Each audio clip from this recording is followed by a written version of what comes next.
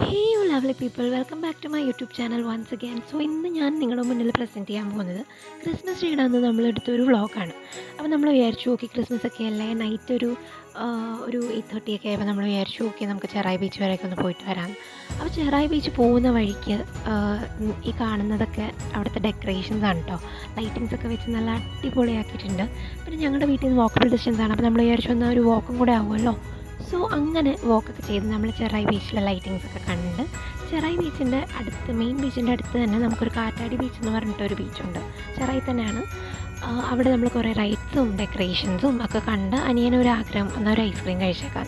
അങ്ങനെ നമ്മൾ പോയി ജാക്ക് ഫ്രൂട്ടിൻ്റെ ഒരു ഐസ്ക്രീം ഒക്കെ മേടിച്ചത് തിരിച്ച് പിന്നെ നടക്കുകയാണ്.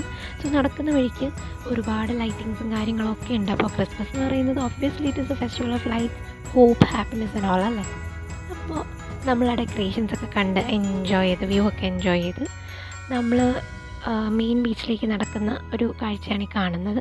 അപ്പോൾ മെയിൻ ബീച്ചിൽ പോയിട്ട് നമുക്ക് കുറേ ഫോട്ടോസൊക്കെ എടുക്കാം, പിന്നെ വ്യൂ ഒക്കെ എൻജോയ് ചെയ്യാമെന്നൊക്കെ പറഞ്ഞ് അങ്ങനെ അവസാനം നമ്മൾ നടന്ന് മെയിൻ ബീച്ചിൽ എത്തി. സോ മെയിൻ ബീച്ചിലെത്തി കഴിഞ്ഞിട്ട് നമ്മൾ ലൈറ്റിങ്സിൻ്റെ അവിടെയൊക്കെ അച്ഛനും അമ്മയും പിന്നെ എൻ്റെ സിംഗിൾ ഫോട്ടോസും അങ്ങനെ കുറേ ഫോട്ടോസൊക്കെ നമ്മളെടുത്തു. പിന്നെ അവിടെ ഉണ്ടായിരുന്ന ഡെക്കോറൊക്കെ കണ്ട് എൻജോയ് ചെയ്ത് അതിൻ്റെ ഫോട്ടോസൊക്കെ എടുത്ത് അങ്ങനെ നമ്മൾ ഇതൊക്കെ കണ്ട് തിരിച്ച് വീട്ടിലെത്തിയപ്പോൾ എന്നാൽ അനിയൻ ചെറുക്കനും ഒരാഗ്രഹം, നമുക്ക് എന്തായാലും ഒരു ചായയൊക്കെ കുടിക്കാം, ഒരു ചായ കുടിക്കാൻ നല്ല മൂടെന്നൊക്കെ പറഞ്ഞ് നമ്മളിവിടെ അടുത്തുള്ള ഒരു കടയിൽ പോയി ചായ കുടിച്ച് ഈ വ്ളോഗ് നമ്മളങ്ങ് അവസാനിപ്പിച്ചു.